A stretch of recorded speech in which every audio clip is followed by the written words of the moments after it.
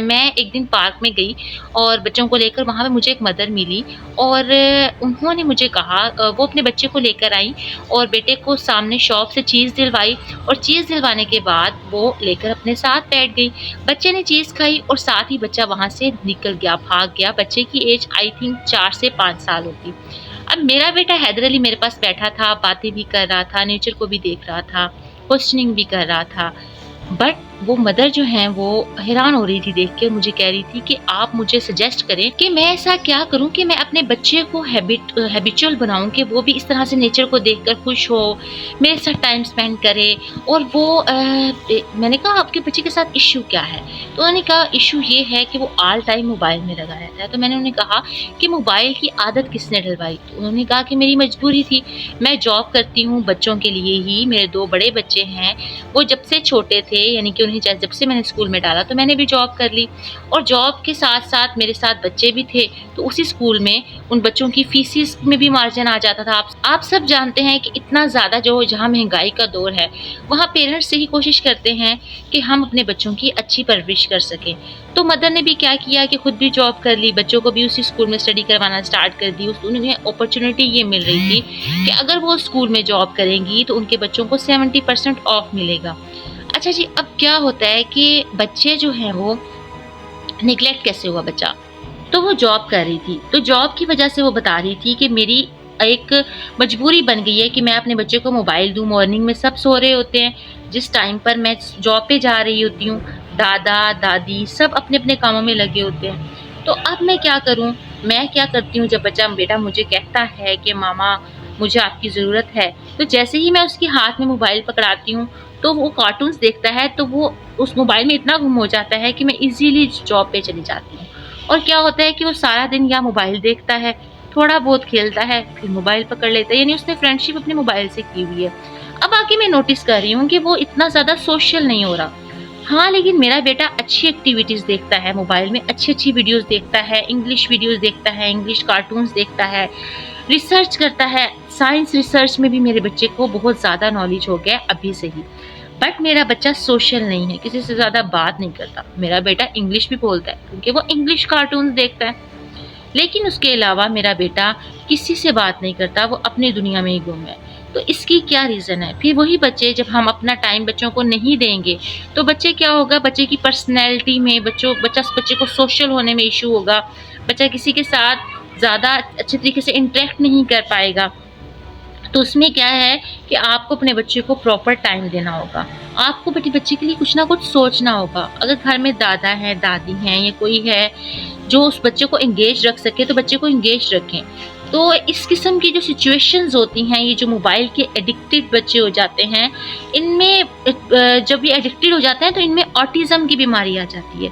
इसमें बच्चों के साथ क्या होता है कि या बच्चे का स्पीच डिले इश्यू हो जाता है या फिर बच्चे के साथ जो है वो सोशली वो किसी के साथ इतना ज़्यादा अच्छा इंटरेक्ट नहीं कर पाता या फिर उस बच्चे की फीलिंग्स ऐसी हो जाती हैं कि वो बच्चा चिड़चिड़ापन उसके अंदर आ जाता है।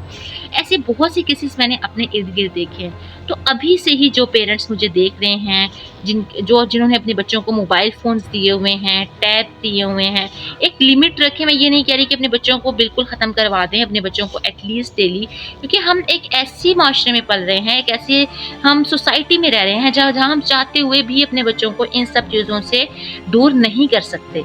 तो आप ऐसा करें, अपने बच्चे की एक रूटीन बनाएँ, एक टाइम टेबल बनाएँ, कुछ एक्टिविटीज़ दें उसको करने के लिए, उसके हाथ में कॉपी पेंसिल पकड़ा दें। तो बहुत सी चीज़ें हैं, बहुत सी एक्टिविटीज़ अगर आप कोशिश करें तो अपने बच्चे को आप जो है वो उस चीज़ में जो है वो इन्वॉल्व कर सकती हैं अच्छी-अच्छी एक्टिविटीज़ में। उसमें आपके घर वाले आपका साथ दे सकते हैं। अपने घर में फूफो हैं, दादा हैं, दादी हैं, तो फिर सब मिलके भी एक कंट्रीब्यूशन के साथ आपका ये मसला हल कर सकते हैं।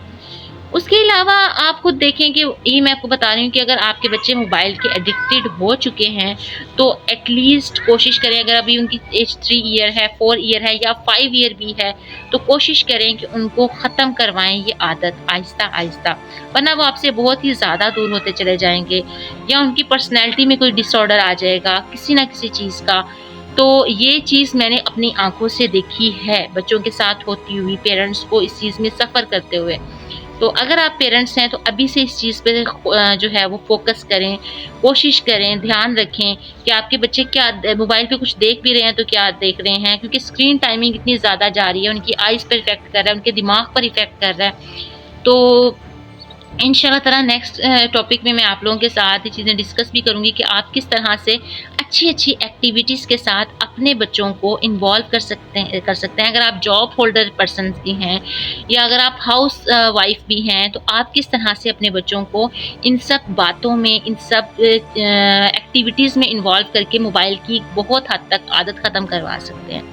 तो आप लोगों ने अगर मेरे चैनल को सब्सक्राइब नहीं किया तो चैनल को जल्दी से सब्सक्राइब कर लें, क्योंकि अब एंड पे आपको ये कहूँगी कि देखने वाले कहेंगे कि पता नहीं चैनल पे जो है वो सब्सक्रिप्शन के लिए जो है वो बोल रहे होते हैं।